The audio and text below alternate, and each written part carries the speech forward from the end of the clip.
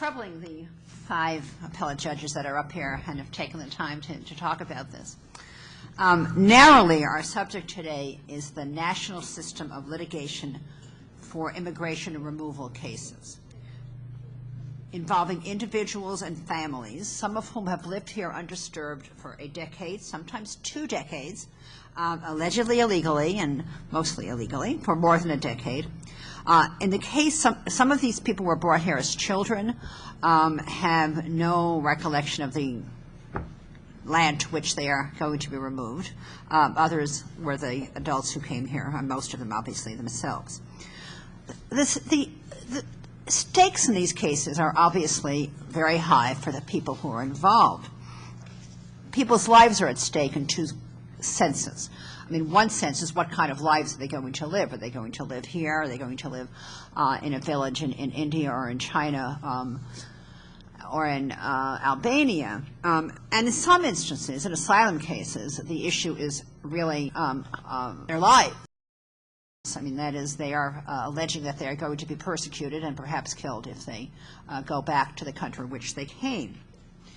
So the stakes are very high, and our question is really, how can we decide, or how is it to be decided, with at least minimally acceptable fairness and accuracy, who should be allowed to stay here and who should not? The issue is, to my mind and to our mind, critically important, both for its own sake and also as sort of a case study in a species of cases about access to fair adjudication, in which the numbers of cases are extremely high, the stakes are high as well, and the people involved are to some degree disfavored people in our society. These are aliens. They are usually poor. They usually don't speak English very well, and they are often unrepresented or badly represented. And they come from, obviously, a socially marginal group, recent immigrants. So our discussion is going to be largely about the details of this particular system and how it's broken down and how it may be fixed, but I hope that you will keep in mind and that we will keep in mind that the problem here is one that can be generalized perhaps to other circumstances and other adjudicatory problems. The panel today is composed of 5 appellate judges, and there's obviously a reason for that. The reason is that the way the adjudication system for immigration removal cases is now set up, almost all of the cases go through an adjudicatory system which is now located in the Department of Justice, first before an immigration judge and then before a panel called the Board of Immigration Appeals that we will discuss a bit more later. And then it comes to us. And as you will hear in a moment, we have been inundated. But why have we been inundated? As of 2002, there was a huge backlog of such cases pending before the Board of Immigration Appeals within the Justice Department. Attorney General Ashcroft decided that this backlog was going to be cleared up in a matter of months. The first thing he did to do that was a little odd. There were 23 members of the Board of Immigration Appeals, and he cut that number back to 11. You would think if you were trying to speed up cases, you might add members of the Board of Immigration Appeals, not cut them. And the suggestion has been made that the cuts were made based on who was granting more or who was reversing more immigration judge denials of relief or grants or orders of removal, and who wasn't. He then instituted a system for streamlining cases, which meant they were decided by one Board of Immigration Appeal judge instead of 3, I'm sorry. And that one person wrote a 1-line opinion that simply affirmed the result of the immigration judge's decision, not any of its reasoning. And then we were told that we're supposed to review the immigration judge's decision as if it were the BIA opinion, although it wasn't the BIA opinion. And also they eliminated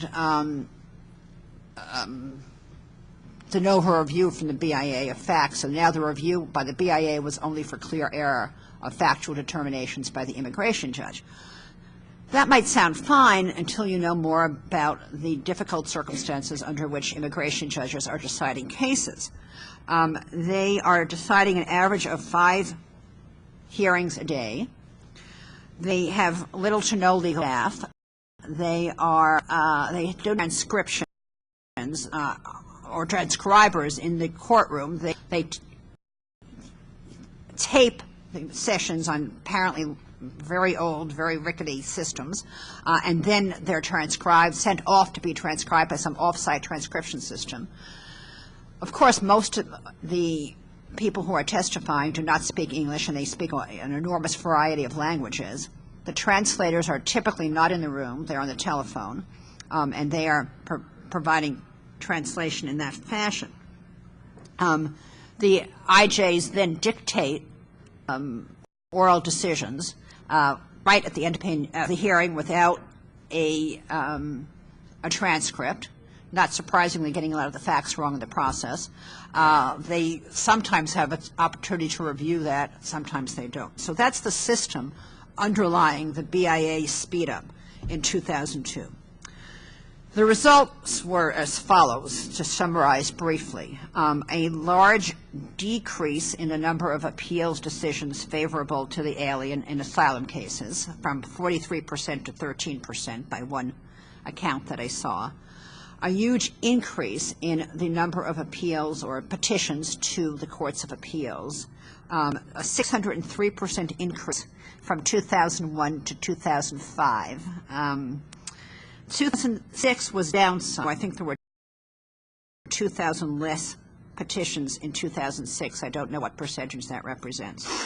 Increase in the appeal rate to the BIA from the IJs, which is very interesting, from 10% to 43% between 2001 and 2005. Exactly what that's about, I don't know.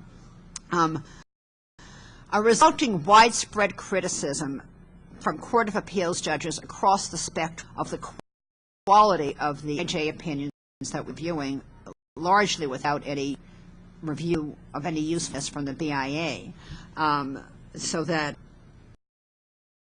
it was said that by many different Court of Appeals judges that they were just not meeting minimum standards of fairness and accuracy. The result was that the Attorney General then conducted an inquiry into this and is supposedly making some changes. One change was to increase the BIA from 11-15, and others changes that are supposed to be helping with regard to training and supervision. IJs may be getting them some better recording equipment, etc.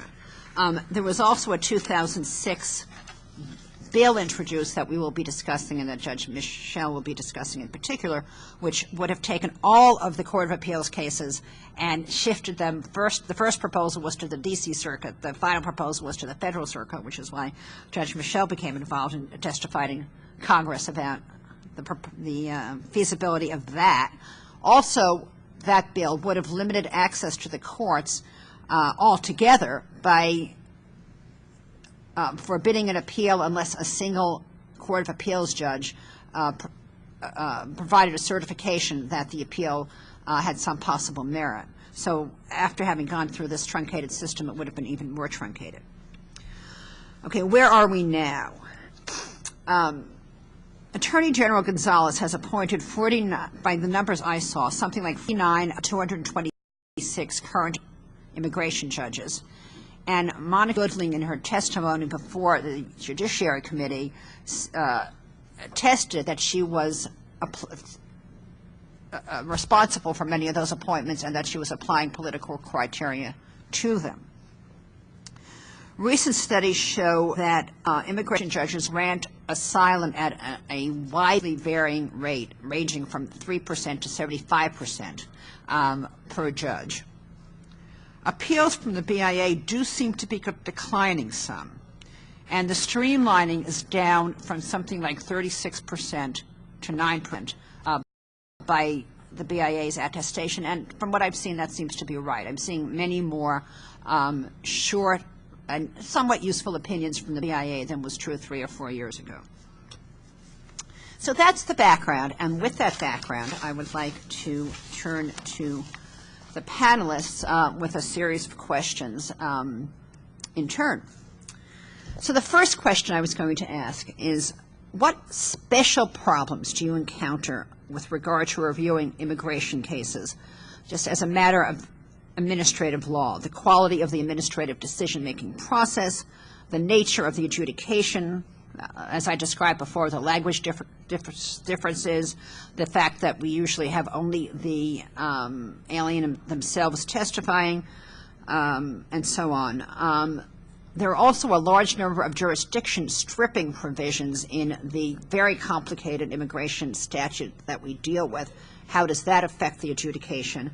And also, finally, the willingness of the government, which is now the Department of Homeland Security, to exercise any kind of sensible prosecutorial discretion or to mediate when humanitarian and common sense would appear to suggest that these are perhaps not the people that the government should be spending their time removing. So why don't we start with Judge Pooler? Thank you. I sit on the Second Circuit, which holds court in Manhattan. For years, we've prided ourselves on perhaps the only circuit that offered oral argument to any litigant, including pro se litigants, who wanted to come and talk to us. And this immigration bubble has forced us to change that policy, over which we agonized. We now have a non-argument calendar, and it's limited to asylum applications, just asylum, not all immigration. But asylum is unique. The standards are, as you know, substantial evidence, so that it's a very deferential review.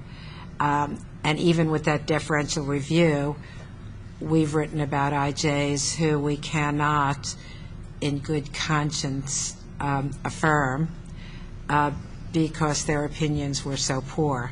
As Judge Berzon said, when you take out the appellate layer of the BIA looking at what the IJ, I know I'm speaking in just letters, but if no one is providing any oversight to the IJs, what we started getting were very bad opinions. And so we sent a lot of them back to the IJs. Let me just talk about some of the issues and one of the things that we do in our court. Translation is a big problem. We have a lot of Chinese immigrants in New York, and there are dialects and nuances that many times are missed, we think. If there is a translation that is a different dialect and the applicant takes a moment to consider what he or she knows and the translation and listening to his attorney, sometimes that's called evasiveness, non-responsiveness, lack of credibility. Jurisdiction stripping, it only makes more work. Lawyers want to fit into whatever is unstripped. We have to consider every single word of every jurisdiction stripping statute. But I want to give you an example. I brought one case to talk about here, and I'm so happy to see all of you interested in this. It's like my life. And to see all these people who also care about it, I have to tell you it's very meaningful to me. It doubled our caseload. So I worked very hard before. Now I work twice as hard because of the immigration cases that I think are real cases. I think this is a life or a family's life. They're entitled to the same consideration as anyone, and so that's just a time suck. Takes everything out of our lives, all of us. So I want to talk about one little area, which a decision from our court on which I sat.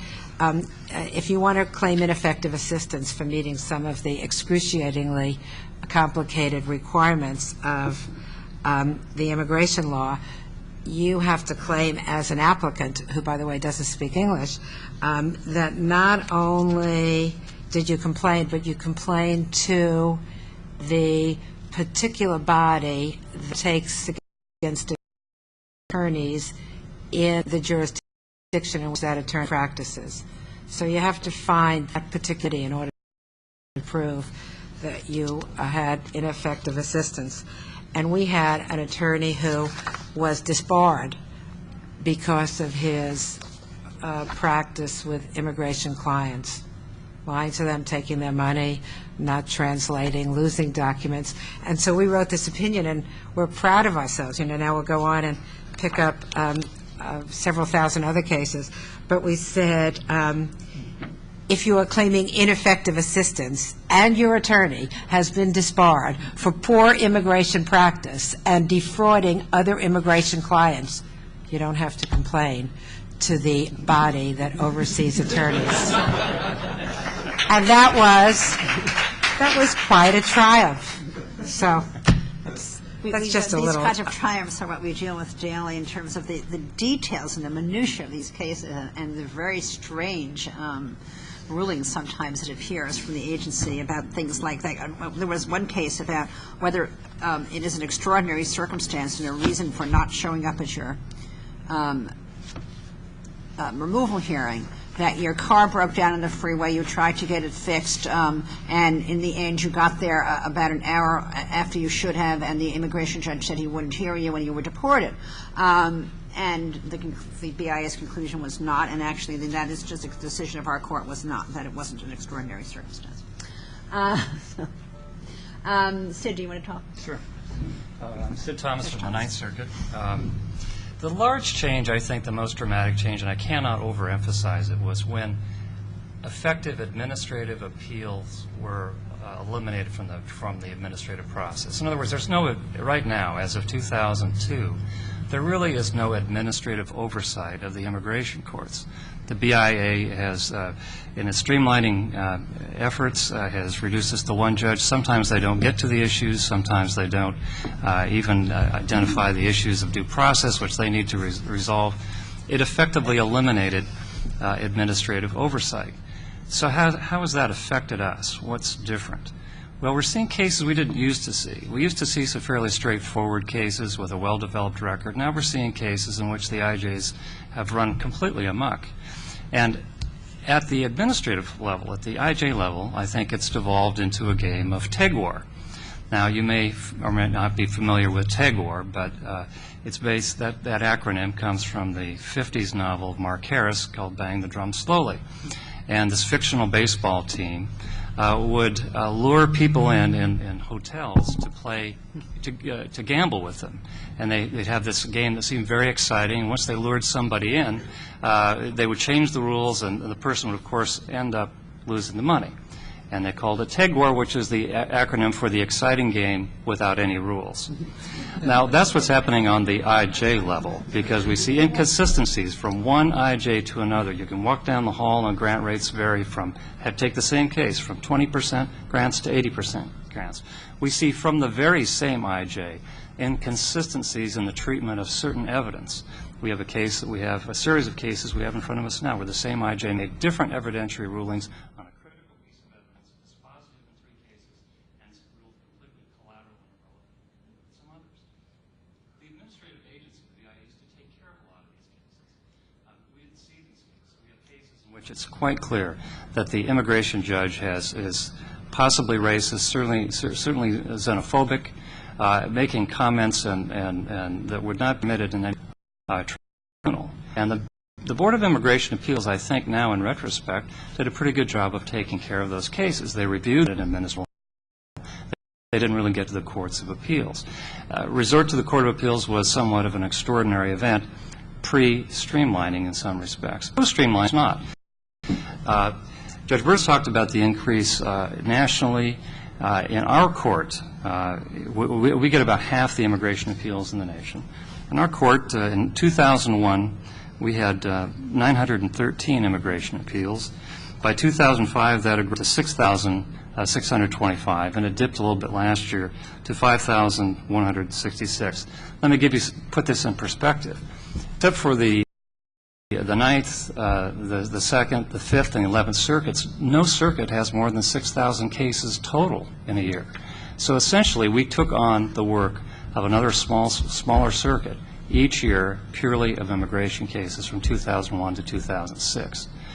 We also saw, in accordance with the national trend, an increase in the number of appeals from Board of Immigration decisions. In 2001, there were about 9% appeals. Now they're 43%, and the rate of appeal has gone up dramatically from those decisions, indicating that attorneys lack confidence. They don't feel that the Board of Immigration Appeals can deal with their appeals, and therefore all of this has been uploaded. In the Ninth, though, we have not suffered as much, I think, as the Second and other circuits, because structure built more to handle volume. When the Ninth elected after the Rusker Commission to stay together, then Chief Judge Browning instituted a series of reforms that are structural reforms to enable us to handle volume. So even though we've had this dramatic increase, our median case processing time during this period has only increased 1.2%. So we're holding our own. We're going to have to deal with an enormous backlog, and we have thousands and thousands of these cases. But I think, in my mind at least, reform has to start at the bottom. We have to make sure that we get qualified immigration judges independent of the agency with effective administrative review. And then if that happens, good things will happen on the appellate level. Judge Moore. I'm Karen Nelson Moore. I'm from the Sixth Circuit, and we cover Michigan, Ohio, Kentucky, and Tennessee. And I think I'm here to represent the average circuit, not the imperiled circuits, the way the Second and the Ninth are. But for those of you who are not geographically attuned, Michigan does have a border with Canada, and Ohio is the North Coast. So just as the East Coast and West Coast have border issues, we do too. We have had a tenfold increase in immigration cases since 2001. Now, we started from a lower number, way lower than the Ninth did. We started with 34 cases in the late 90s and the early 2000s, and now we have 350 immigration cases a year, which represents 17% of our civil non-prisoner docket. So it's a fairly significant chunk of our docket. One of the questions that we had asked to, how does our circuit handle these kinds of cases? And interesting to me in terms of looking at this, we had originally, when we were starting to have immigration cases, had very few of them on what we call the non-argument docket, which in our circuit we have mostly cases where there is one side pro se or where counsel consent to non-argument situation. In 2004, on the other hand, 58% of our immigration cases were on the non-argument. In 2006, we've decided that we are going to have many fewer on the non-argument docket and have ratcheted down to 18%. So one might wonder why it's happening. And I think in part it's happening because of our realization of the problems with the streamlining method that several of the other judges have mentioned, that the lack of real review or the lack of apparent review by the Board of Immigration Appeals of what the immigration judges are doing means that the Court of Appeals is the only real reviewing entity. And we are left with decisions of immigration judges that are rendered orally and then transcribed and are really often not as helpful or clear as a written opinion would be. What's happened is that we have started to overturn the decisions of IA, the immigration or immigration judge, with greater frequency. Just to compare the most recent that we have statistics, 2004 returned 4% of the BIA cases, 2005 10%, 2006 15%, essentially going up, either doubling or going up by 50% in the last few years. In terms of problems that we see, I will echo a lot of the comments that my colleagues have made. I think to add new ideas, one of the real problems is the quality representation of petitioners. we have some very talented immigration lawyers that argue this, but we have some lackluster attorneys and some who really seem to be operating volume shops as a thinking about each petitioner's case. We'll read appeals briefs where they have the sex of the petitioner wrong, where they have the country wrong, where they have the name wrong, and it's quite clear that they're just cutting and pasting and failing to do some of the key cutting and pasting. And it may be that those practitioners just are taking on too many cases. That could be the reason. One of the difficulties is that the poor representation starts from the beginning in the immigration process. And as in any area of law, when you get to the final U.S. Court of Appeals level, the parties are stuck with the record has been below. And a lot of times we find that the attorney's malpractice or negligence or whatever you want to call it is the ability of the Court of Appeals to give any effective relief to a petitioner who might well deserve it.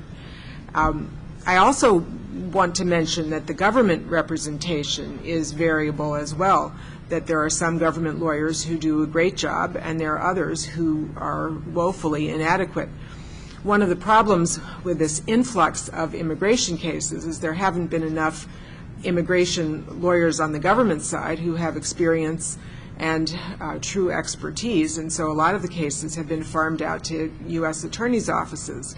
And one of the most frustrating things that I've run into in terms of government practice are the AUSAs who, when asked any question about any immigration statute, say, well, I don't really know anything about the immigration statutes, and so we get no from that.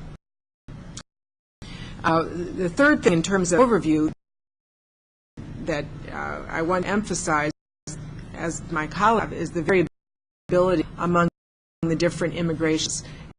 There have been a couple of studies that have been reported in news that indicate that even taking applicants for asylum from a particular country, we have a lot of cases from Albania, for instance, the luck of the draw as which immigration judge you get, all the different in the world. There are statistics that people who've done studies have amassed that suggest that some immigration judges might grant asylum in 10% of the cases and others in 90%. And so, again, a well-represented applicant for asylum might consider seriously where to initiate the asylum application, because that geographic factor can make such a huge difference. So I think the system is very much in need of improvement from the point of view of making sure that we are fairly, that the practitioners for the representation for the petitioners is effective, that lawyers, that the immigration judges have enough opportunity to think carefully about the cases. If they're deciding and having hearings in 5 cases a day, that's really an intolerable burden. No one would be able to do a good job with that kind of a workload. So we do have adjudications in need of improvement. I'm going to go to Judge Michel in a minute, but he has a dual role. He is the Chief Judge of the Federal Circuit, and you might wonder what he's doing here because the Federal Circuit doesn't hear any immigration cases. However, first of all, he has some experience with immigration cases because he's sat on other cases, on other circuits, and has some comments from that point of view. But I'd also like to transition at the same time into the next question, which is what have been some of the suggestions for revision, having heard all of these problems, and what do we think of them? Judge Michel is going to start on that because he testified before Congress last year on the proposal to move all of the cases to the Federal Circuit, which obviously has 2 components. One is why the Federal Circuit, but the other is should we be centralizing the adjudication somewhere, and would that accomplish anything? And if centralization in one court of appeals does not make sense, is there some way to improve the administrative adjudication so that we can have more content in it? We're being told to defer to administrative decisions, but as you can hear, at least 4 of us so far, and I think Judge Michel was going to echo it, don't have too much confidence in those administrative decisions. What about an Article I court or some other system that is outside the Department of Justice? Would that make a difference? Would better qualifications for the IJs and BIA make a difference? Who should be appointing the IJs and the BIA, and so on? So let's start with Judge Michel as to both questions. Thank you. I'd like to start with the perspective having to do with burden and what's feasible. It's important, I think, to remember that the norm for appellate review is a 3-judge panel reviewing a single trial-type judge. So that's how we all operate. Once in a while in bank our full courts, but day to day all of us sit on panels of 3 hearing individual appeals. So right away there's a problem if the Board of Immigration Appeals is going to have the vast majority of its appellate review done by single judges operating alone. Secondly, as Rosemary Pooler particularly stressed, in our process, in addition to studying testimony and other aspects of the written record and reading briefs, we rely substantially on oral argument so that we can be sure that the legal issues that are embedded in the factual circumstances and the evidence are properly framed and understood and analyzed. So focusing again on the Board of Immigration Appeals, you have mostly 1-judge review. You have mostly very short opinions, mostly non-precedential opinions, mostly no oral argument. Then when you look at what the workload is, that body decides about 10,000 cases a year, just to give you a rough number, 10,000 cases a year. There are presently 12 humans carrying that workload. So if you do the math, how much time per appeal on average does a Board of Immigration Appeals member have to review a case? And it tells you a lot about what kind of review there's going to be. Another perspective is to look at the proportion between reviewing judges, appellate judges, and trial judges. There are about 226 immigration judges working around the country now.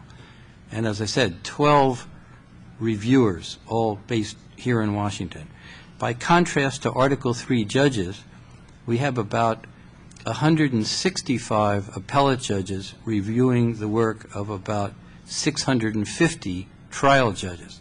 So you can see that there's a tremendous lack of comparable ratio. It was mentioned that on average the immigration judges are trying 5 cases a day and then dictating opinions and particularly findings of fact right at the end of the trial with nothing more than notes, no transcript, essentially no time to review anything.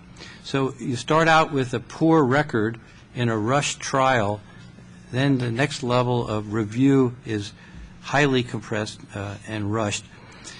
It's been emphasized that it leaves us in a very difficult circumstance because we basically have to do what should have been done at both of the prior levels, and it is truly very burdensome. I think we do as well as we can do under the circumstances, but I don't think, frankly, that it's within the power of circuit judges of the United States, however conscientious, to in any meaningful way resolve this overstressed system or correct the fundamental flaws that I think are inherent in it. All we can really do is to revive a case that otherwise would be final and remand it back down the chain where it may or may not be better handled on the further go-around. We do that in a fair number of cases. It's something on the order of 10% per year nationally. For those individual litigants, it's at least they're alive to litigate another round, maybe to good effect, maybe not. So the point I'm trying to convey is this whole system is insane because it's infeasible from the very lowest level all the way up. The second perspective I'd like to offer has to do with the notion in some legislative proposals of the spring of 2006 that all 13,000 or so cases that were in the circuit courts that year should be taken out of the 12 regional circuit courts and sent to the federal circuit, where I happen to be the chief judge at the moment. Now, again, numbers are hard to digest, but you have to really understand the ratios here. Our court currently struggles with 12 judges to decide each year on the merits about 800 cases out of about 1,600 filings. So if we were to have added to our 1,600 filings 13,000 immigration cases, you can tell right away that we would just be totally inundated, totally swamped. The proponents of the legislation, however, had a clever idea. They thought, one judge review. You've heard this before. This is what they did at the level of the Board of Immigration Appeals. So it was suggested, don't worry, 13,000 cases won't be that hard, because you won't have to do them in panels of 3, and you won't have to have oral argument. Just decide them one judge at a time. So I did a little math on that. If you figure out how much time we have to adjudicate the average case without the immigration cases being added, each judge of our court has approximately 10 hours on average per case to do everything. Read the briefs, read the record, write an opinion, edit an opinion of a colleague, prepare for oral argument, conduct oral argument, and so forth. About 10 hours per case in our normal workload. If the 13,000 immigration cases had been added, even if the one judge review had succeeded in weeding out a substantial portion, the amount of hours per case would shrink from 10 to 1. It is obviously totally impossible to do all the work in an appeal, immigration, patent, or whatever, in 1 hour. So the entire proposal was totally crazy, and the Senate was finally dissuaded from furthering the legislation because of its obvious infeasibility, not to mention other flaws. Now, the third perspective I want to offer here comes from a different hat that I wear other than being the chief judge of this Washington-based, somewhat specialized Court of Appeals. And that is that I'm on the Judicial Conference, kind of like the Board of Directors of the federal court system, and I'm one of the 7 judges out of the 26 on its executive committee. And part of our work is to meet twice a year with the Attorney General. So as the crisis of appellate overload in our circuit courts became clear in 03 and 04, we began pressing the Justice Department for some changes. I was not on the executive committee myself until 05, but I have been in twice-a-year meetings with the current Attorney General throughout 05 and 06, and so far one of our 2 yearly meetings this year. So we have pressed very hard for relief and improvement in fairness to the litigants and credibility of the whole system. And so, again, look at the numbers. The board had 23 people until 2002. That was cut to 11. 3 temporary judges were added. Meanwhile, 2 permanent judges retired. So the net effect is, after 3 years of lobbying, we have 1 more member of the Board of Immigration Appeals than we had going back to 2002. So obviously, no meaningful relief. Some of us calculated that the board would need on the order of 36 members to do a decent job. So it at least needs to triple in size in the judgment of some of us. Final point, independence. I don't know if this is a good analogy or not. I'm not trying to sell it or debunk it. You can form your own opinion. One of the types of cases our court routinely reviews in quite large numbers involve civil servants who've been fired, federal employees who've been fired for misconduct or non-performance. They can appeal to something called the Merit System Protection Board. which has about 100 trial judges, kind of comparable to the immigration judges, only half as many, but otherwise similar in some respects. When they lose there, they have a discretionary appeal, like cert in the Supreme Court, to a 3-member review board, all 3 being presidential appointees, whereas the trial judges are just civil servants themselves. That system, in my experience, has worked quite well in that we get very good opinions from those judges, carefully going through the evidence, all the conflicts in the testimony and the documents, resolving credibility issues and conflicting testimony in a very careful way so that our review can be both efficient and meaningful. I think part of the reason that those 100 trial judges for the Merit System Protection Board do so well is they're subject to some meaningful review by their own overseers as well as by us. And the second thing is they're totally independent. They're not a part of any department or any agency of the federal government. It's a freestanding Article I court, technically part of the executive branch of government, but as a functional matter, quite independent. And so many people think that with that kind of separation from the Justice Department and court-like independence, that would be another way to greatly improve the immigration system that's under such stress today. Do any of the others of you want to make comments about some of these fixed proposals with regard to independence, review systems, et cetera? I think one thing that's worth noting is the wisdom of our federal system of appellate courts having general federal jurisdiction. Here, different kinds have very many specialized courts. Obviously, the Federal Circuit is the exception, but the question that I would is, what is the reason for separating off any subject area? Is there a good reason to separate cases as contrasted with Social Security cases or any other area that you might, and it seems to me, as someone who enjoys working on a lot of different cases in many different subject areas, that there's something to be said for spreading the immigration review throughout the federal courts of appeals as opposed to having a specialized court doing it. I agree with that. I think that it would be a mistake to centralize the appellate function in one court of appeals. And also it would be a massive undertaking because we're talking about thousands of cases. You'd be creating a circuit that would be about the size of the Ninth Circuit doing just immigration law. I think one of the criticisms during the congressional testimony, if I recall it correctly too, is that the appointments to that would become highly political and of course based solely on their views on immigration generally. So I think that would be a mistake to do that. But I think the solutions that Judge Michel has outlined, some of them, I think are very viable by creating either Article I courts or probably more realistically some independent agency within the executive branch that would instill a little bit more professionalism. And by my earlier comments, I didn't mean to criticize all immigration judges because many of them are hardworking and they're working under very terrible conditions, as Judge Verzon has described. But on the whole, if we invest our money in a professional system, I think everything else on the appellate level would fall into line.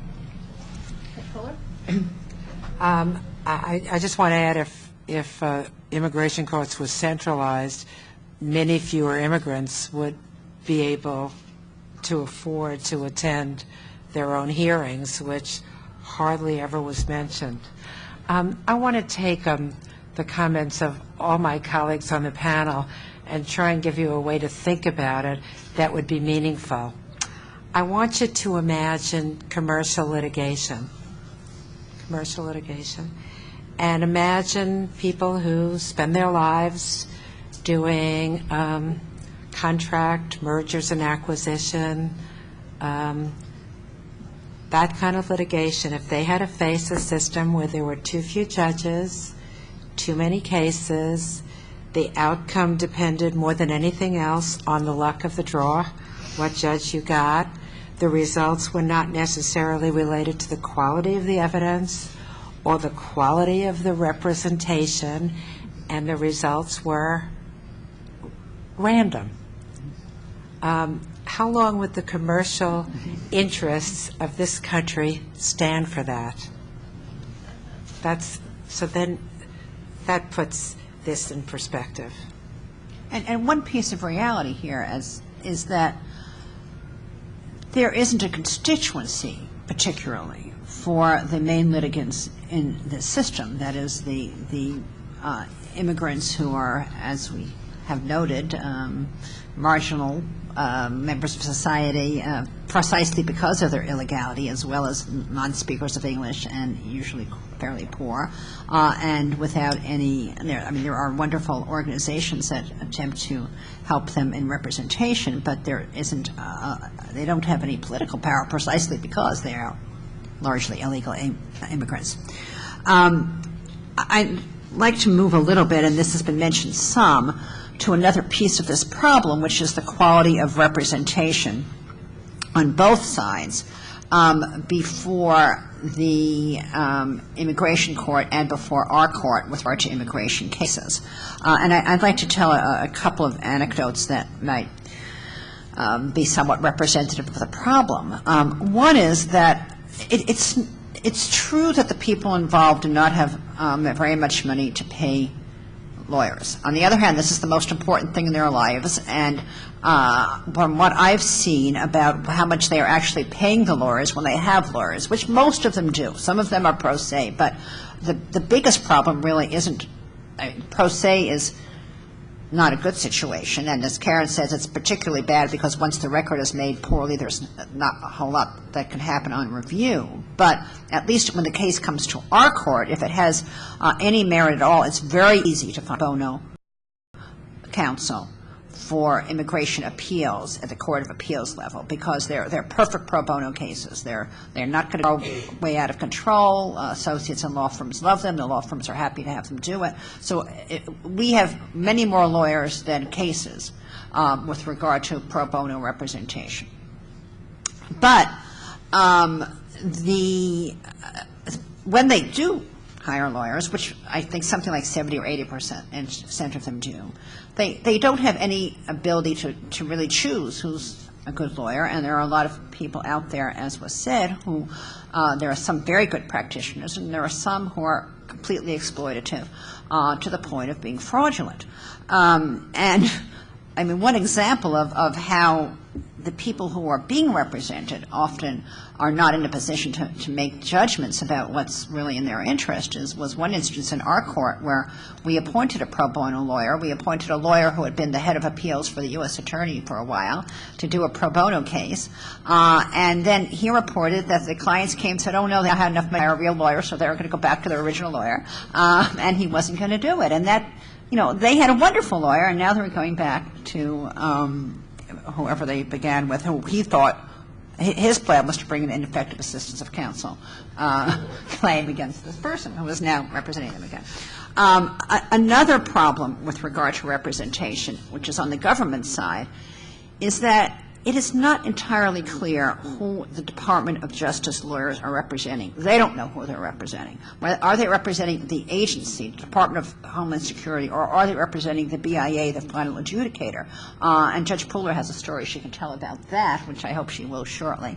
But when I've asked them, and that has consequences, because it means that there are not ordinary prosecutorial discretion decisions being made, as there are in other situations in which the government is litigating.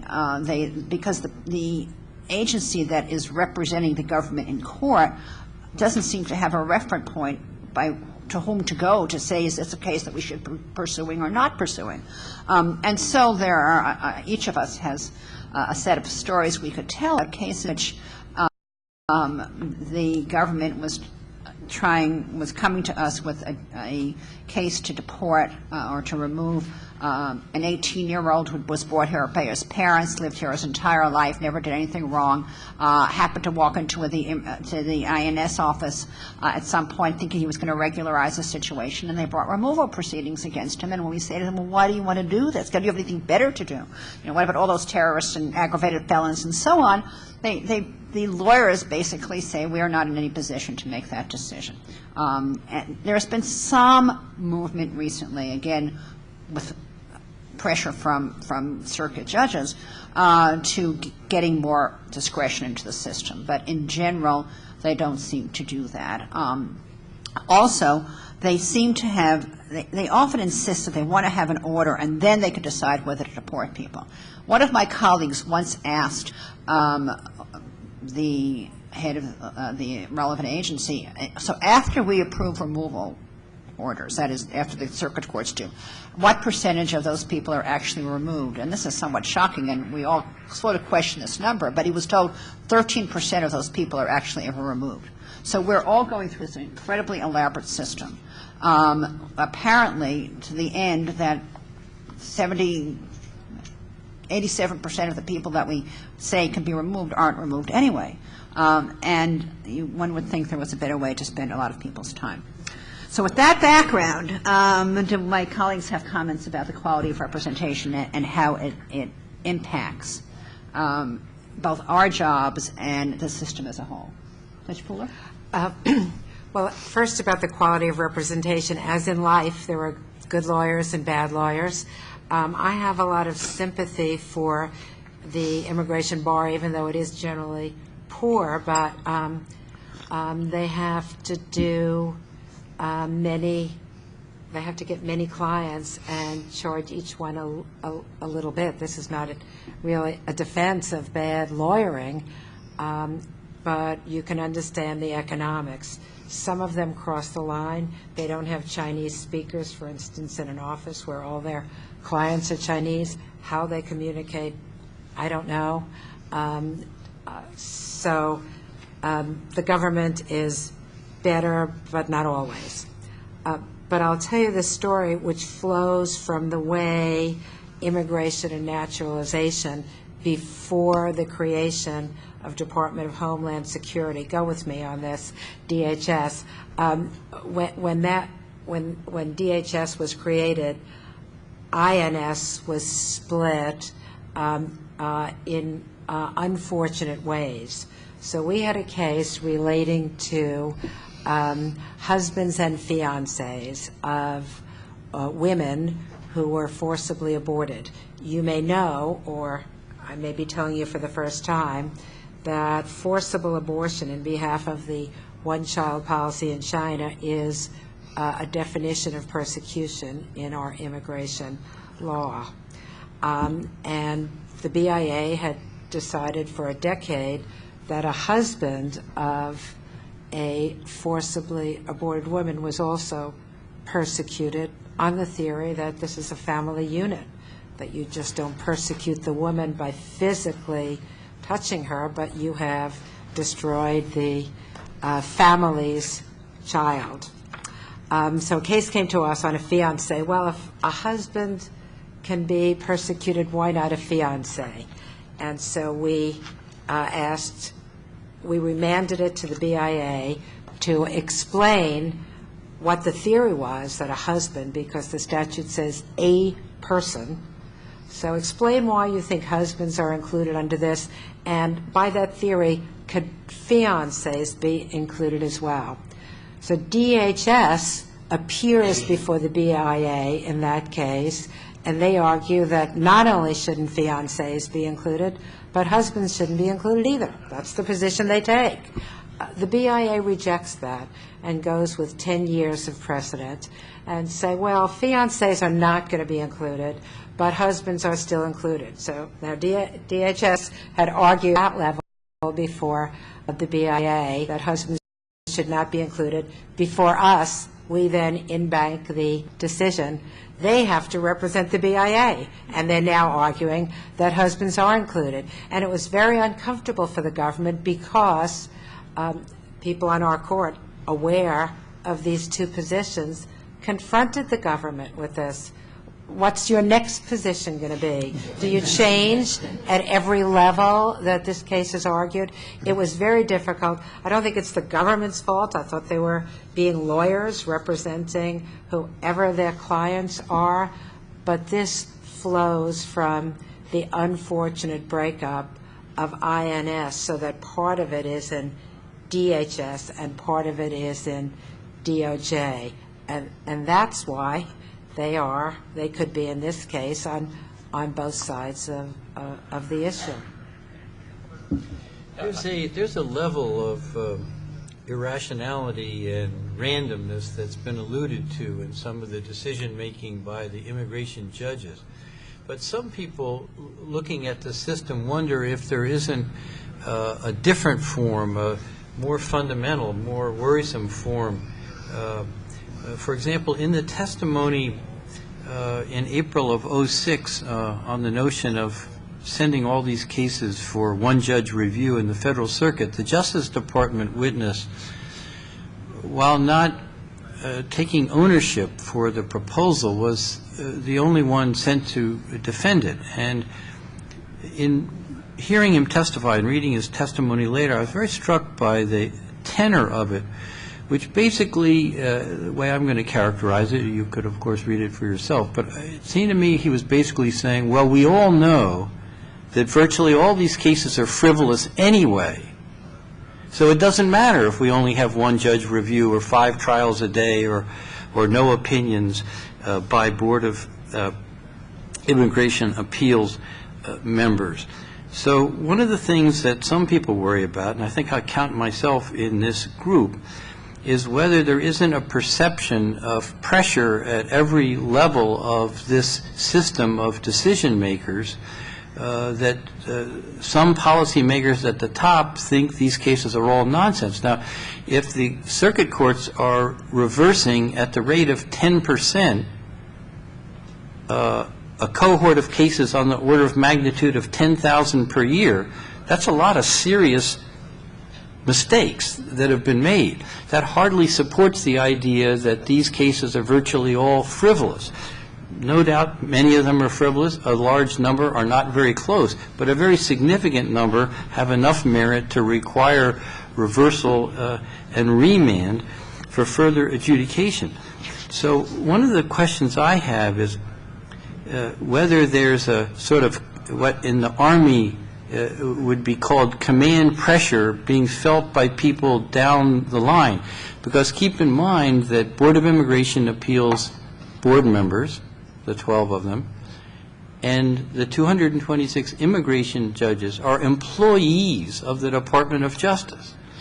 And so they have to worry about tenure and potential for promotions, salary advancement, and things like that.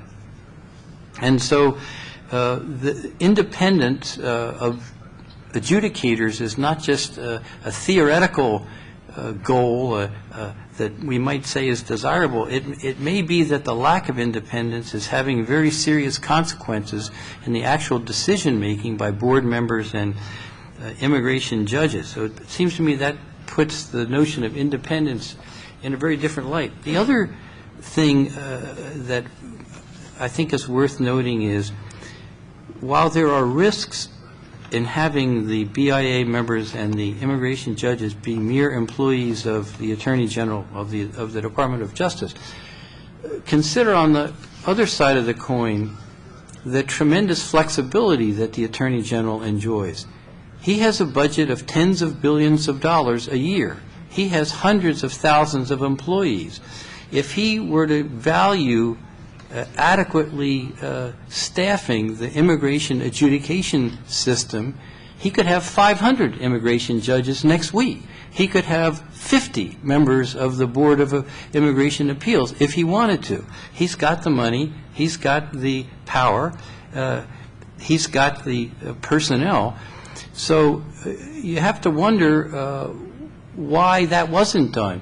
You know, our judgeships are created by the Congress. Every single circuit judgeship is created by the Congress and specifically assigned to each circuit. So it's very difficult to quickly expand the core of federal appellate judges. But at the level of BIA board members or immigration judges, it would be very simple to instantly do so. In fact, the expansion that was made in a regulation published in December of 2006 acknowledged that it's all up to the discretion and resource allocation of the Attorney General. And even though it was issued in the form of a regulation, it was not the kind of regulation that requires public notice and comment before it can be finalized. At the stroke of a pen, the Attorney General could triple the size of both levels of adjudicators in the immigration system that is so stressed. But it isn't being done. Why? I don't know. But you have to draw conclusions that somebody's making a value judgment about where is the best place to spend the dollars and the positions and the resources, and obviously it's not in the immigration adjudication system. Well, Judge Michel makes a good point on that. To give you an example of how administrative concerns can blend in with adjudicatory concerns, we had a case some years ago. It arose in a different context, but the case essentially was that the chief immigration judge and the head of the Board of Immigration Appeals sent around a memo that said, look, we're hitting our quota this year, so if you're going to grant relief, don't issue the decision. If you're going to deny it, go ahead. But please, after this date, if you're going to, do not issue any more grants this year. And Judge Wilkin, the Northern District of California, enjoined that, and we affirmed the decision to enjoin it. But the chief battle on appeal is whether or not we had jurisdiction to review that at all. And they said, no, we can decide these, we can do these things administratively, and you have no jurisdiction to even decide them. But I think it harkens back to Judge Michel's point that institutionally this would be better in a separate system where either administrative concerns or decisions about the quality of cases would be removed. I think it's also worth noting that our standard of review is very stringent, whether it's our restrictions and having some areas that we can't review at all, but even when we can review particular matters, we often have to review, for instance, does the evidence compel the opposite conclusion to the conclusion that the IJ and the BIA reached? And that is a very stringent standard, so that when we talk about a 10% or a 15% reversal and remand rate, that is applying those stringent standards, and that does not mean that there's only an error rate of 10 or 15%. And another point that I think is worth emphasizing is that the courts of appeals cannot give relief. We basically remand what error that we have been able to say compels a remand to be addressed by the BIA and or the IJ, so that there are many layers to any given decision. One of the things that's frustrating for me as an appellate court judge is that I don't know what happens any of these after. And it would be wonderful to know what happens to the individual people. We have the same in a lot of other areas, such as habeas and others, where we're remanding to a different system as opposed to strict justice. It's an interesting problem from our perspective to know what afterwards. Can I just take off on something Judge Moore just said? We remand, but as Judge Moore said earlier, the record is the record. So if we write a decision that say that the bases on which the IJ found lack of credibility are erroneous, you can't add to the record to find other bases. So if the decision is egregious enough, and the standard that Judge Moore just stated is very interesting. In 10% of the cases, we conclude, the federal judiciary, that you're compelled to find the other way than a federal employee designated a judge found. So that you have to be really, really wrong to meet that standard. And if you discuss all the evidence and the entire record, even though you remand, there is little room to go back and get another bite of that particular apple. Are there any suggestions with regard to these representation issues?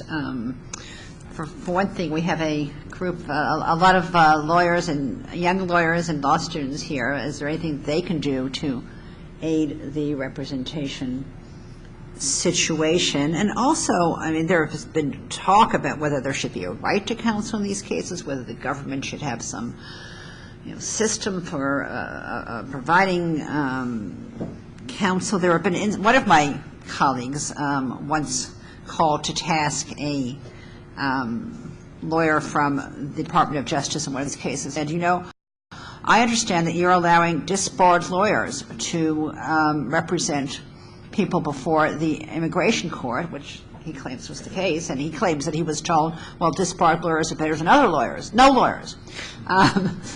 And also, we do, at least the Ninth Circuit has been taking a very close look at disciplinary matters with regard to these lawyers. But it worries me. On the one hand, we have disbarred a number of these lawyers from our court.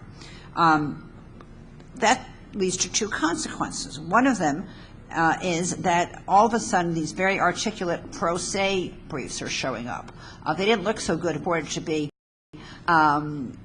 counseled cases, but now that they're purported to be cases, briefs written by people who don't speak English, they look pretty good, and one wonders about them. And the obvious conclusion is that the same lawyers are still representing the same people, but they're not putting their names in the briefs. And that means we have less control over them. But second of all, I wonder about the utility of driving out of the representation system these people, even if they are not doing very good representation, because I wonder what's going to fill in for them, and I don't know what the economics of this is in the long run. So does anybody have thoughts on how we do this and what's going to happen in the long run with regard to representation? One of the things that improves Social Security representation, apart from judges criticizing ALJs originally, was fee shifting at the administrative level. That doesn't exist in immigration. There is fee shifting at the appellate level under the Equal Access to Justice Act. If anyone applies for it, we have a case that's working its way through our court. But at the administrative level, where all the action is, where the record is made, there is no fee shifting. So that's one way to bring in better practitioners and have them be rewarded for their good work rather than for volume.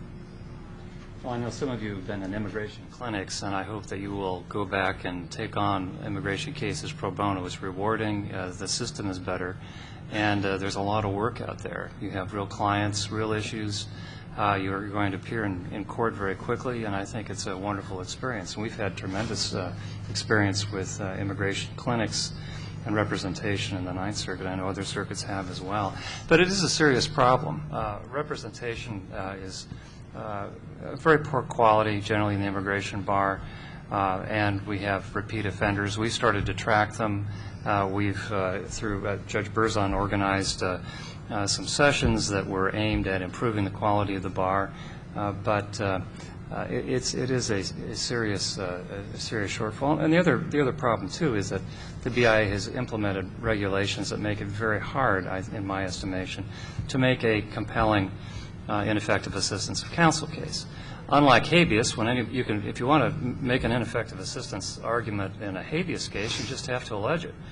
But if it's in an immigration case, you have to you go to the Bar Association where the person has made the mistake and report them to the bar. Well, having been involved in bar associations, they don't want to hear malpractice cases. The malpractice doesn't necessarily equate to an ethical violation.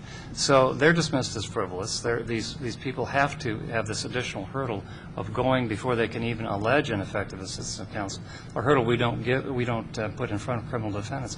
And the rationale is to show that they're serious.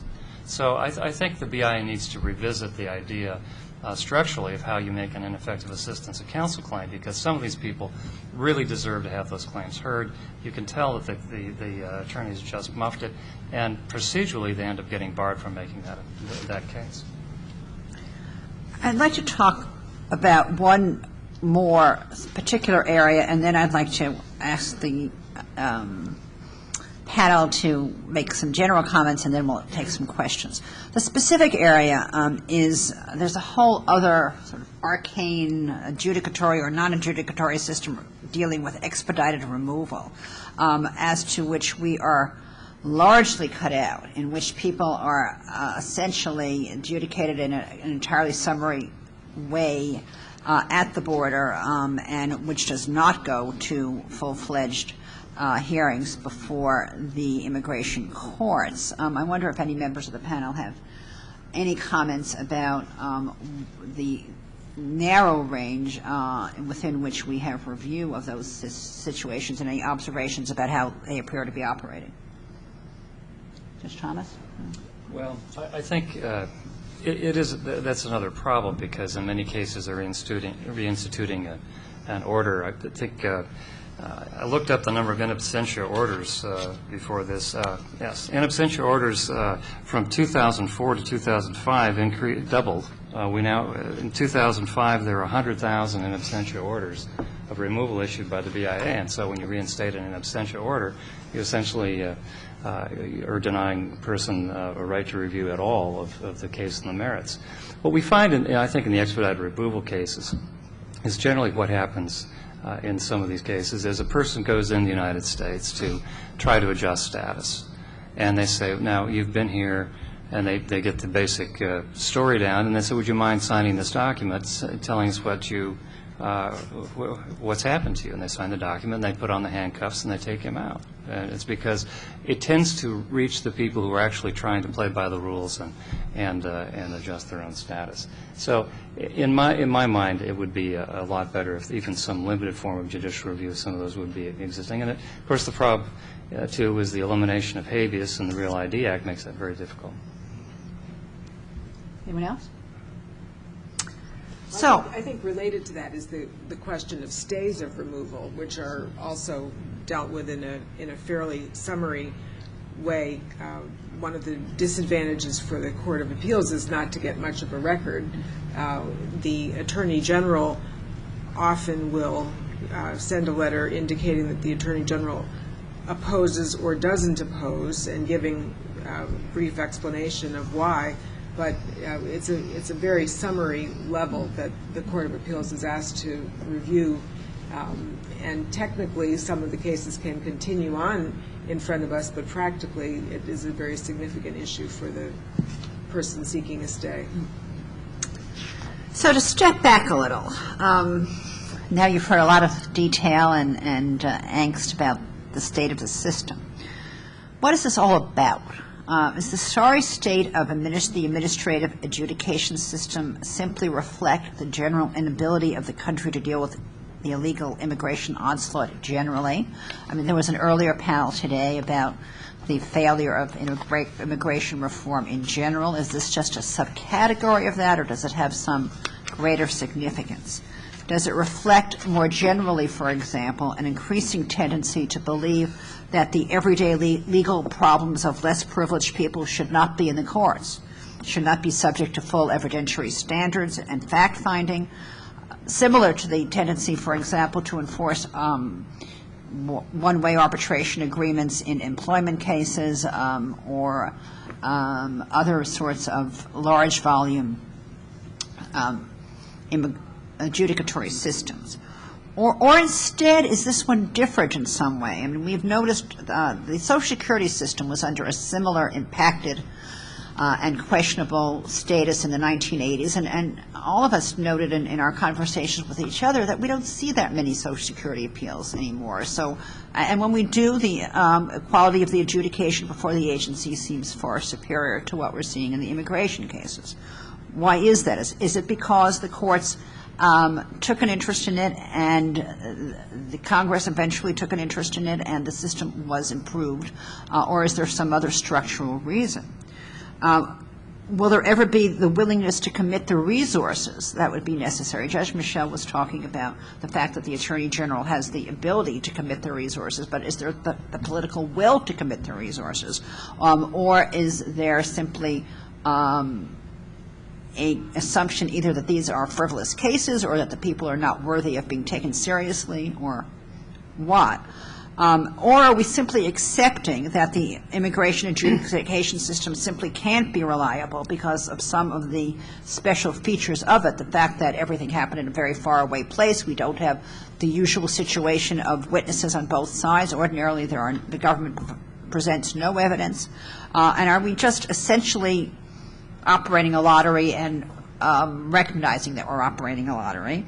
And if so, at bottom, what do we as judges do with that? Is that our perception of our job, and do we participate in it? So that's my sort of set of hard questions about the system, and I'd like comments from my colleagues.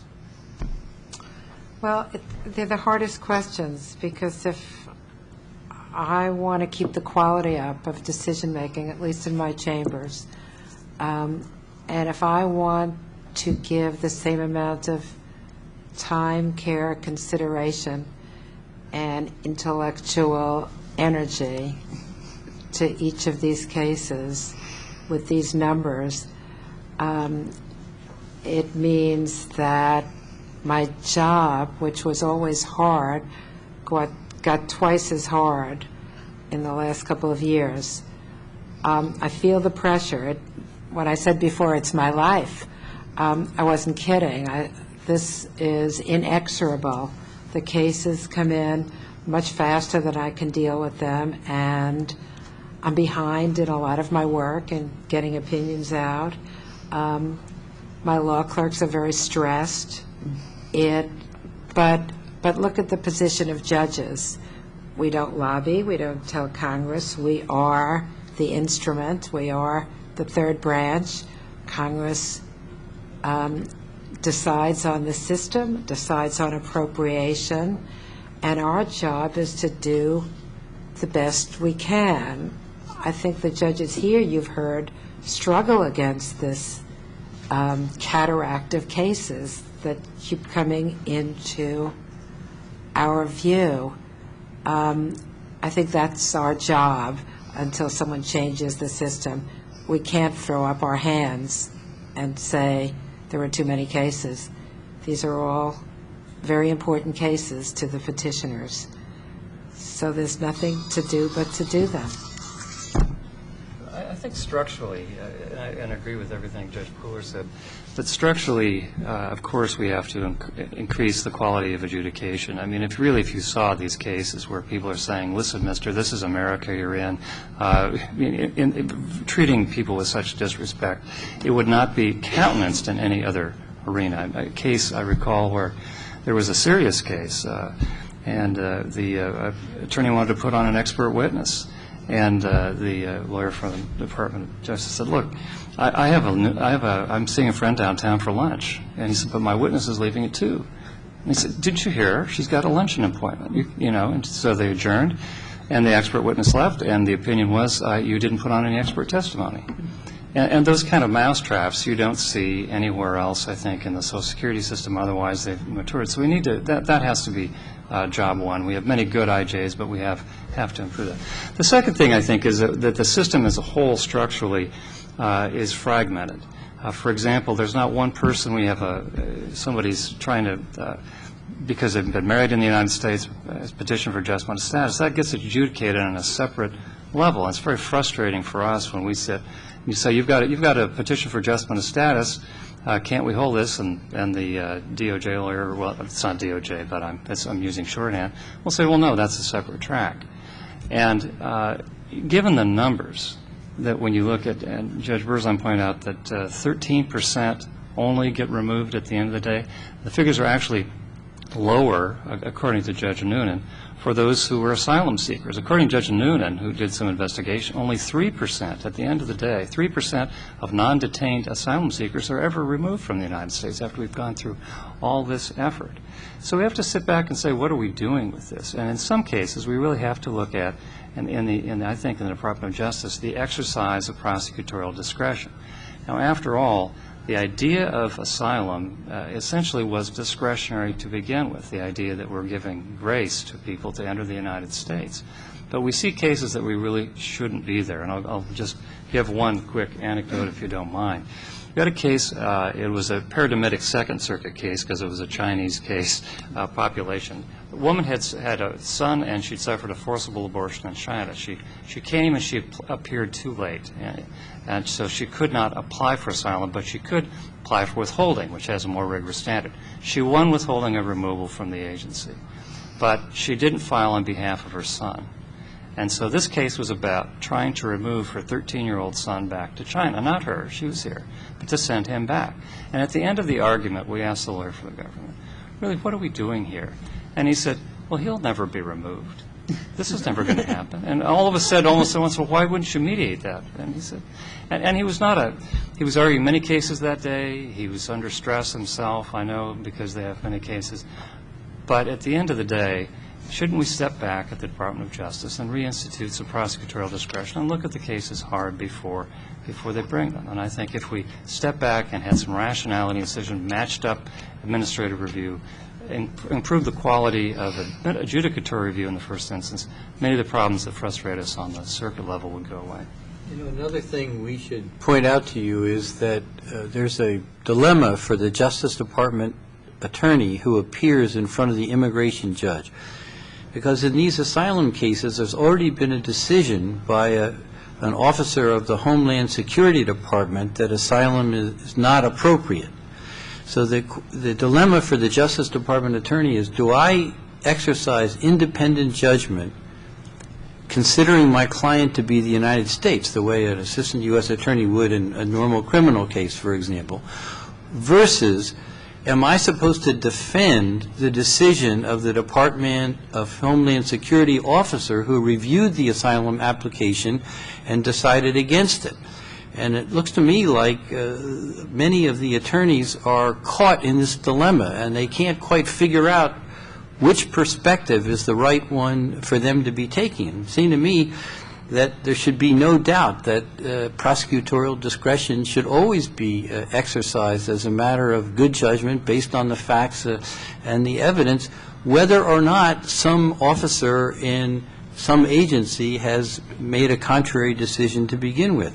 Every time somebody's arrested or investigated, some law enforcement officer has made a preliminary judgment that they think that person is guilty. But obviously that person doesn't always get prosecuted because an independent judgment is made by somebody acquainted with what it takes to win a case, what admissible evidence is and what it isn't, and what the elements of the crime are and all the rest, what's credible, what's convincing. So it seemed to me that it's very important for those young men and women who appear in these courts to have the right perspective, to exercise independent judgment. And it seems to me that since they're already overriding, if they're going to do so, the judgment of somebody from Homeland Security, they would need to be encouraged by their own supervisors that that's an appropriate thing to do, or they're very likely to, out of fear, not do it. I think from the perspective of those of us who are Court of Appeals judges, we are constrained ourselves in terms of what we can or should do. We see a lot of the difficulties of the system, and certainly each of us has tried to express our views of what are the challenges in the system today, but each of us gets our docket of cases, and our job is to decide our docket of cases. I think that the circuits in the middle of the country are probably luckier because we have, although we have a tenfold increase, we still have a manageable number of cases. The interesting parallel to Social Security, I think, structurally, is that in Social Security cases you would typically have the ALJ, the Administrative Law Judge, denying benefits, the Appeals Council also affirming that. Then the case typically is filed in the U.S. District Court. Typically the U.S. District Judge, at least in our circuit, delegates an initial report and recommendation determination to a magistrate judge. The magistrate judge makes a detailed report and recommendation, which then the district judge may write his own or her own views, supplementing or actually overturning what the magistrate judge did, and then the review comes to the Court of Appeals. And the structural problem that I think all of us have identified for you is that that kind of a system is not present in the immigration area. But hopefully with the comments that we've made, you will make your own independent determinations as to what you think the problems in the immigration area are in terms of adjudication of immigration cases, and will find this interesting and want to do some further research on your own, and hopefully you will be encouraged to do some pro bono work in the immigration area, if not in other areas that are in such great need of wonderful lawyers to do pro bono work, whether it's in habeas cases or other areas. Certainly the immigration area is a fascinating area in terms of the complexity of the statutes, of the real needs of the clients, and the real needs of the system to have effective lawyers working and trying to make the most of the system that we have, and using your own views to develop and try to encourage the political arena to make changes that will resolve some of the problems that we've identified. I was going to make one last comment because you mentioned the Social Security structure. The other thing that's different about the Social Security structure is that the statute specifically, and is read by the Supreme Court in a very interesting Judge Thomas opinion, requires the ALJ to develop the record. In other words, it is an assertedly non-adversary proceeding. And so if the administrative law judge is enabled to have experts come in at the expense of the government and to testify, and it's supposed to be non-adversary, the immigration system in terms is not set up that way. And if it were, that might be another improvement that would make sense, particularly because a lot of the expertise in terms of government and country conditions and the ability to get witnesses or at least some kind of evidence from far-off lands is much more likely to be in the hands of the government than individual litigants. So with that, we can open up the floor to questions for a few minutes. Go ahead. The person, there are two people with microphones wandering around who will, the young man, yes. Thank you. Just Eric Strangeway from New York City. One comment, I was only going to make two, but I'll make three. Third comment is just sparked by what you just said, and that is that one thing the practitioners might be able to do is now with the Internet could make a difference in bringing, for instance, testimony, if they would permit it, from a video link to Africa or Asia, wherever the subject of the matter is of the asylum claim. But also, I wanted to also make a point that as a library matter, am I right that, for instance, the MPSB reporter has come out by West Publishing now? There are volumes of the MSPB reporter. And I don't think the immigration reporters have as much respect, so to speak. They're not as comprehensive. They don't know as many opinions. And but the main point I wanted to make is this, and that is that if this is an alarming situation, the lack of quality and lack of due process in the immigration area, and the response to the draft in the Vietnam War, last years of the Vietnam War, and the reinstitution of the draft in 1980 come to mind, and that was, at least in peace movement literature and magazines, the idea of deliberately infiltrating the boards, the selective service boards, with people who were more sympathetic to conscientious objectors or just to not using the draft or whatever. And is this a situation where this should happen too with immigration judges? People deliberately, shall we say, who are more sympathetic to the aliens, infiltrating the process. Now, of course, there would be an ethical question whether they should lie in that along the way. But is this an approach that you would like to see? I think we as judges probably should not comment on that. Yes, go ahead.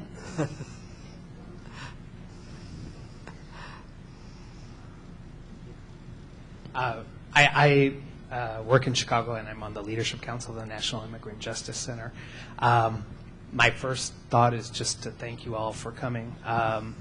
One of the judges remarked that you don't lobby and you don't act politically, but with with your presence here, you are acting politically, and with your opinions, you act politically. At one of the circuits that's not represented is the Seventh Circuit from my jurisdiction, and I know that Judge Posner, Judge Easterbrook have written eloquently about some of the systemic problems, and in doing so have gained widespread press and media attention to some of those problems that otherwise might not have come about. The IJ hearings, the BIA hearings are generally closed structures that aren't open to public scrutiny because most people aren't even aware of the way the system works.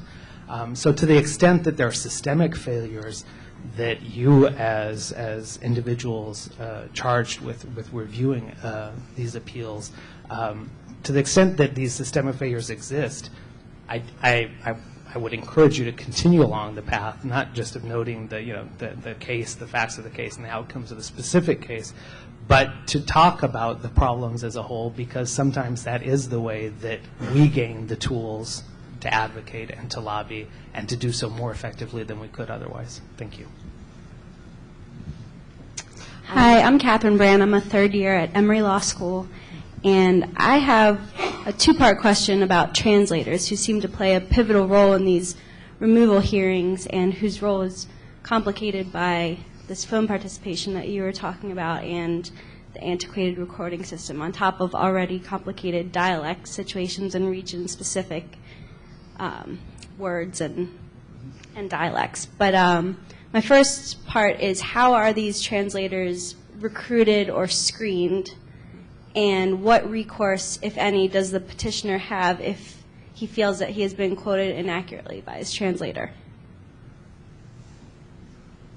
I think they're hired by the BIA, or certified at least by the BIA, to appear in the court. And I don't know what remedy is available for mistranslation, except we see that often as a ground for appeal, that the translator missed the sense of the statement, or an important fact was left out. But think about it. If the lawyer doesn't speak the same language as the petitioner, how they even convey a disagreement with the transcript, it's everything about litigation that's complex times 10. So that it's a basis for appeal, though, not as very successful, though. The law in our circuit suggests that you need to raise it at the time, and if you don't raise it at the time, it's quite difficult to raise it later. It's a matter for the counsel to be good and to realize that something is not happening that should be happening. Theoretically, the counsel should have interviewed the client and know what the client's story is, so that then when the translator is saying things that are not what the client had previously told the lawyer will know something's wrong. Let me try to figure out what's going on. But practically, from all the reasons that we've expressed, that's going to be a hard thing for a lawyer to do. And it's particularly difficult because there is a new statute in 2005, the Real ID Act, which attempts, largely triggered by their discontent with the law in the Ninth Circuit, they being whoever wrote the statute, and I suppose the members of Congress who voted for it,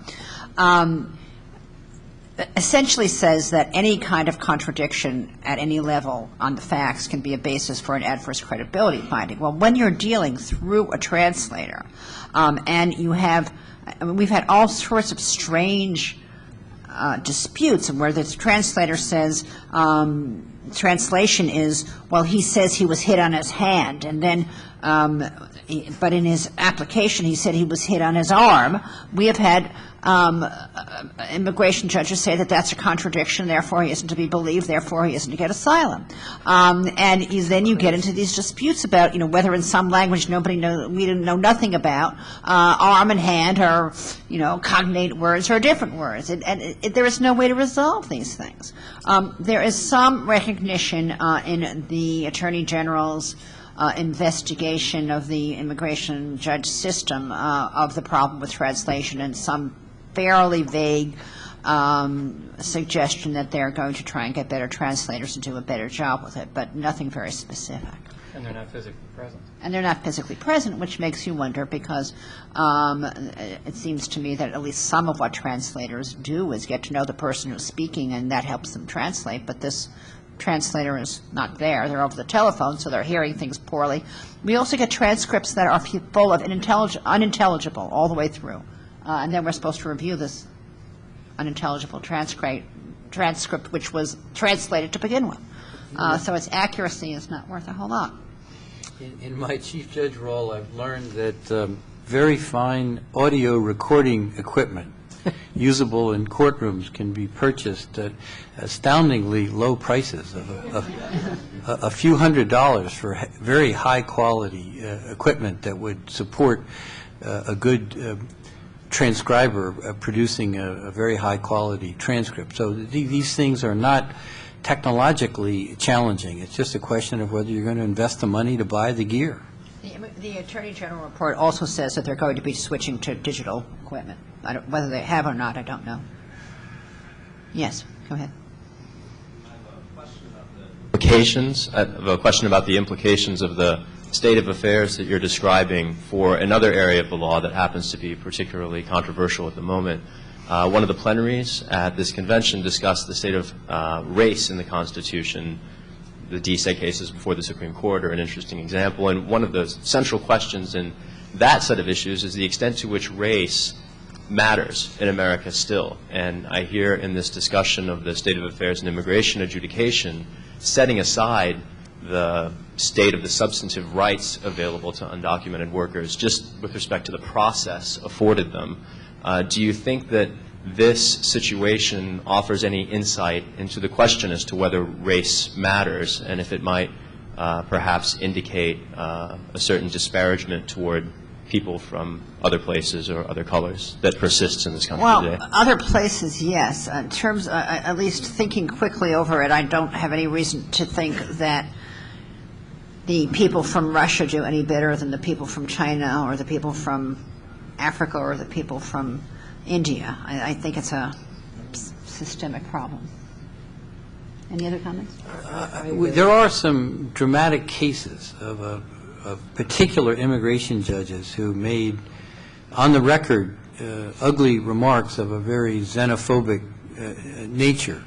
And it's my understanding that several of those repeat offenders, if I can use that word, were finally sidelined and taken off adjudicating cases. They're no longer trying cases, but doing some sort of administrative work. So I think it's very individual. There are 226 of these trial judges making these credibility judgments, usually in the face of testimony only by the applicant.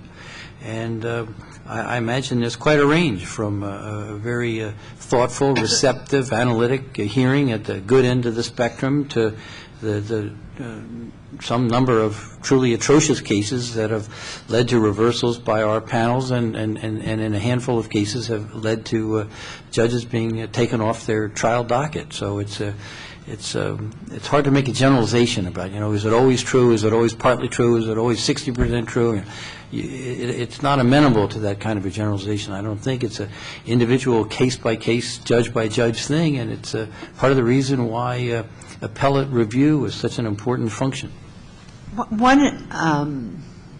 There is a new chief immigration judge who seems to be quite well-intentioned and quite competent, and there are some things we're looking up. I think he seems to be serious about trying to improve the system. As I say, there has been some investigation by the Attorney General. Several judges are going to, including Judge Graber, who spoke here the other day, are going to be speaking next week at a major training program for immigration judges and the Board of Immigration Appeals people, so they will at least hear from us more directly. They have people from the Board of Immigration Appeals and the Chief Immigration Judge have come to court meetings at our court. I gather that the Second Circuit has been similarly visited and meeting with them. They seem to be open to hearing what we have to say. We'll see if things get changed. Yes. I'm Ben Winograd. I'm an incoming 2L at Georgetown. This question's for Judge Pooler or anyone else on the panel. You mentioned that you're not a member of Congress and you can't change the law. But if you were a member of Congress and you could change one section of the INA, either to alleviate some of the problems you've discussed here today or for any other reason, what would it be and why? Well, you see, you have to have a policy. People choose to appeal for asylum because they can't say they want to come here to have a decent life and earn a living and raise their families in our society. So we force them into talking about persecution, some of which may be real, some of which may be fabricated. So this is sort of people, water reaching its level. People they read the law, and they say, this is what I have to do.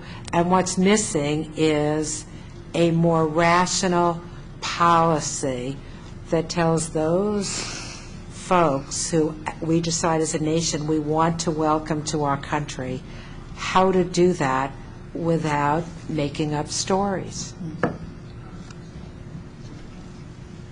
It's too Yes. complicated an issue because I think all of us would want to change major sections of immigration law if we were legislating, which we would never do from the bench. But I should say that one of the things that I find most perturbing about sitting on these cases is that because the immigration laws are largely unenforced or arbitrarily enforced, many of the people that we're talking about have been in this country 10, 15, and 20 years. They have their families, they have their houses, they have their children, they have lives.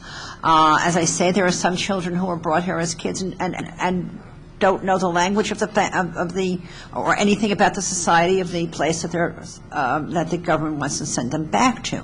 That's our failure. If we're going to have statutes that say these people can't be here, then we need to enforce them. And it's almost as if there should be a latches at some point. I mean, my problem with these cases is that we've allowed these people to stay here as long as they have, and then we want to send them back.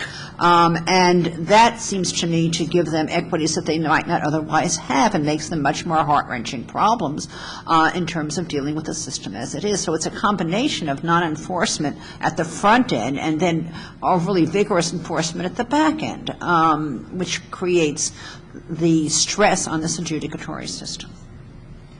We haven't addressed a lot of other problems in the immigration area, and one that came to mind just hearing Judge Berzon's comments is the intersection of criminal law and immigration, and I just would throw that out to you as a topic that is worth your study and thinking about.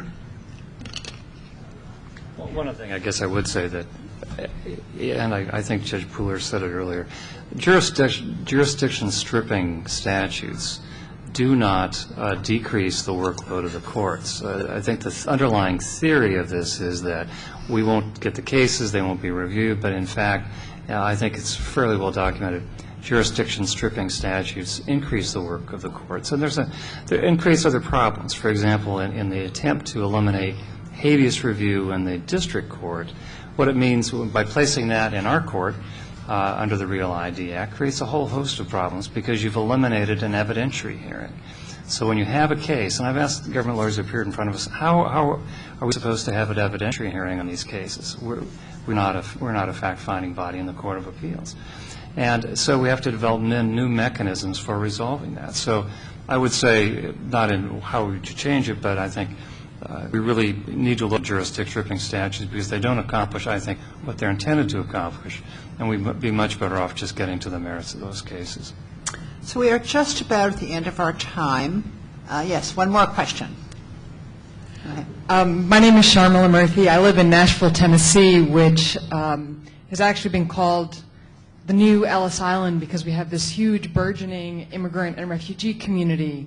And I just want to first say that I work a lot in this community, and on behalf of many of the folks that I work with, I mean, the amount of care and time that you're taking to look at these cases, I know, means a lot to the people that I work with. I also spent a couple years working in an LSC-funded legal services program, and I know that you all have mentioned the need for more pro bono attorneys, but one of the problems is as one attorney once told me, knowing a little bit of immigration law can make you dangerous. And it's one of those areas where I know a lot of people feel like that you need to be an expert to really be able to practice in it.